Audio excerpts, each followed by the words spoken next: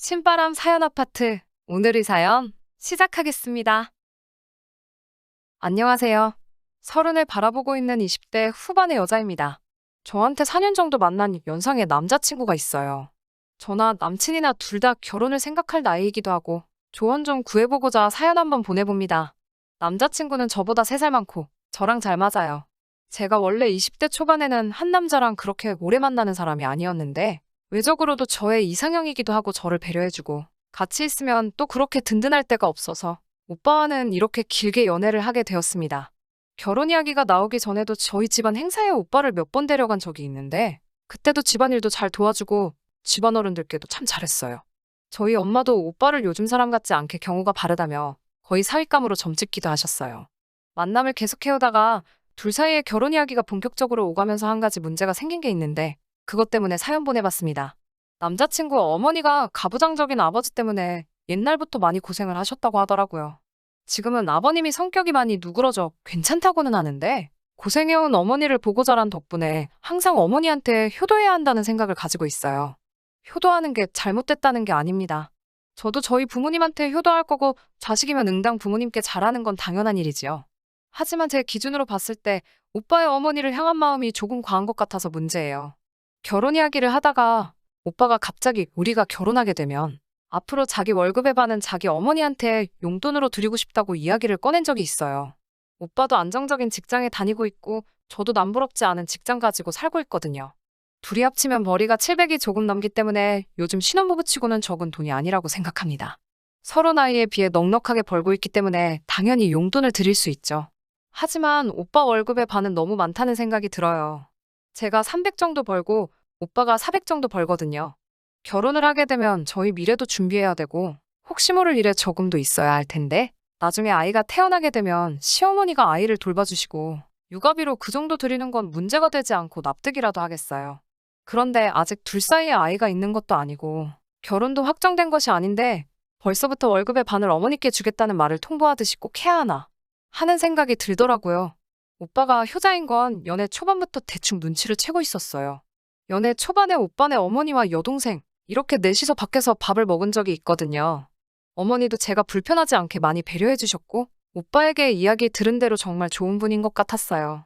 식사가 끝나고 카페로 가서 차나 한잔 마시기로 했는데 카페로 가는 길 내내 오빠는 어머니와 팔짱을 끼고 제 앞에서 걸어가더라고요. 저는 오빠네 여동생이랑 뒤에서 두 사람을 쫓아갔고요. 오빠 여동생하고는 서먹하니 불편하기만 했어요. 둘 다 낯을 가리는 성격이라 그런지 말 꺼내기도 힘들었어요. 뒤에서 그걸 바라보며 조금 속상했던 게 있어서 오빠에게 이야기한 적이 있는데 그게 뭐가 문제냐면서 너야말로 우리 엄마랑 밥 먹으면서 불편해하지 않았냐며 오히려 오빠는 그런 저를 배려해서 어머니와 같이 걷던 거라고 화를 내더라고요. 그리고서는 시어머니 될 사람인데 애교도 없고 그날 자기 여동생도 제가 부침성도 없고 별로였다는 식으로 말해서 그런 게 아니라고 설명하느라 힘들었다고 오히려 저보고 너무했다는 식으로 말을 하더라고요. 그날 처음으로 오빠와 크게 다투었어요.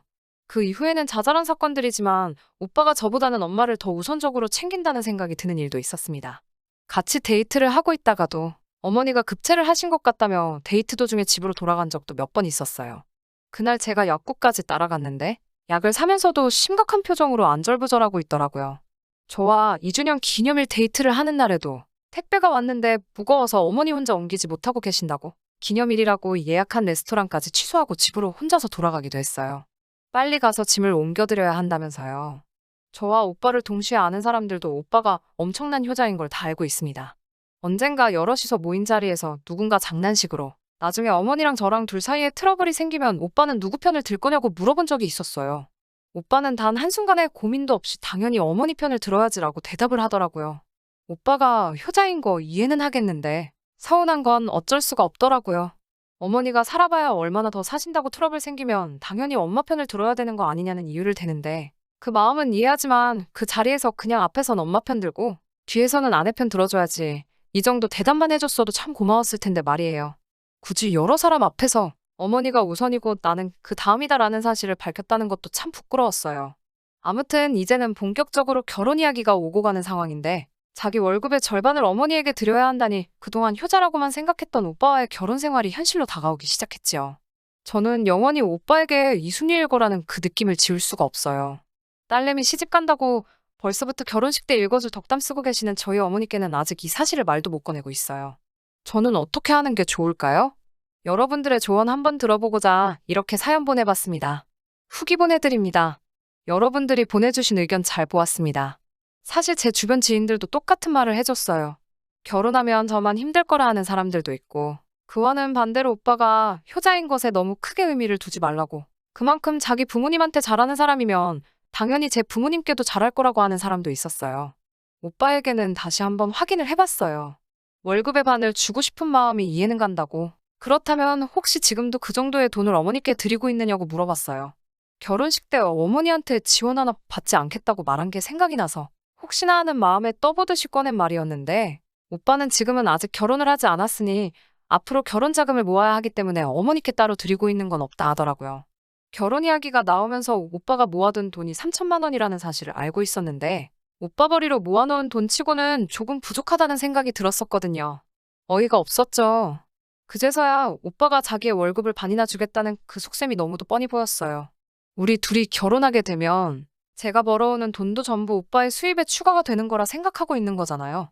말인즉슨 결혼하면 돈을 둘이서 벌게 되니 제가 번 돈으로 생활비며 이것저것 전부 다 하고 자기가 번 돈으로는 이제서야 효도를 돈으로 하고 싶다는 거죠. 그래서 저도 오빠에게 그러면 나도 결혼을 하고 나면 제가 버는 돈의 반을 저희 부모님께 드리겠다고 했어요. 저희 부모님도 저를 여태까지 키워주셨으니 저도 자식된 도리로 당연히 효도를 하고 싶다고 말했어요. 그랬더니 그건 경우가 다르다고 하네요. 자기는 아들이고 너는 딸이니까 똑같이 하는 건 말도 안 된다고요. 저희 부모님께 효도하는 건 제 친오빠가 하는 거지. 제가 하는 게 아니라고요. 저보고 시집을 온다는 말의 뜻을 정확히 이해하고 말을 하라고 하더라고요. 제가 시집을 온다는 건 저는 이제 시댁 식구의 일원이 된다는 뜻이고, 시집을 오는 순간 저는 우리 집에서 출가외인이 되는 것이니 굳이 제가 나서서 저희 부모님께 효도하는 건 오지랖이라고 말하더라고요. 그리고 제가 그렇게 해버리면 그건 제 오빠 얼굴에 먹칠을 하는 거나 마찬가지라면서요. 자기도 자기 여동생이 결혼하게 되면 여동생의 시부모님 챙기라고 할 것이지 굳이 친정까지 챙기라고 하지 않을 거라고 하면서 부모님께 효도하는 건 아들의 몫이라고 하더군요. 이야기를 계속 해봐야 오빠의 고집을 꺾을 수 없다는 것도 알았고, 그렇다고 저도 오빠한테 계속 질질 끌려다니고 싶지도 않았어요. 왜 내가 힘들게 일해서 번 돈까지 어머님한테 드려야 하냐고. 그럴 바에는 저는 결혼하지 않겠다고 말해줬어요. 오빠는 내가 내 월급의 반을 준다고 했지 누가 너 돈을 준다고 했느냐며 따지더라고요. 여태껏 어머니한테 돈 한 푼 안 주다가 결혼하고 나서 월급의 반을 준다는 소리가 내 돈으로 주겠다는 소리랑 똑같은 거지. 그게 어디가 다르냐고 저도 한마디 했어요. 스스로 그렇게 효자이고 싶으면 진작부터 어머니한테 돈을 드리고 있었어야 하는 게 맞지 않냐고 따지니 아무 말도 하지 못하더라고요. 결혼하려고 모아놓은 돈이 3천만 원이라길래 저는 애초에 원래부터 어머님께 돈을 주고 있는 줄 알았다고 했어요. 친정부모는 부모도 아니냐고, 시집 온다고 시부모님만 챙겨야 한다는 말만 들어도 오빠랑 결혼할 생각이 있다가도 사라진다고, 쓸데없는 말로 사람 현혹시키지 말고 그냥 결혼은 없던 일로 하자고 했어요. 오빠는 저보고 왜 그렇게 돈돈돈거리냐고, 도무지 말이 통하지 않는다고, 이 이야기는 이제 그만하자고 황급히 대화를 끝내려고 하더라고요. 오빠가 그렇게 효자면 그냥 결혼을 안 하는 게 맞다고 말해줬어요. 엄마를 그렇게 챙기고 싶으면 엄마 하나만 챙기는 게 진짜 효자 아니겠냐고. 오빠의 효심은 알겠으니 그 효심 변치 말고 그냥 저랑은 결혼하지 말자고 했습니다. 대놓고 저랑 결혼을 생각하는 게 엄마한테 한 푼이라도 더 주고 싶어서 그러는 거 다 티가 난다고. 그렇게 억지로 결혼해봐야 어머님한테서 오빠를 빼앗는 기분이 드는 것 같아 결혼 못하겠다고. 전 그렇게 결혼하고 싶으면 나 말고 딴 여자 알아보라고 하고 자리를 박차고 나왔어요.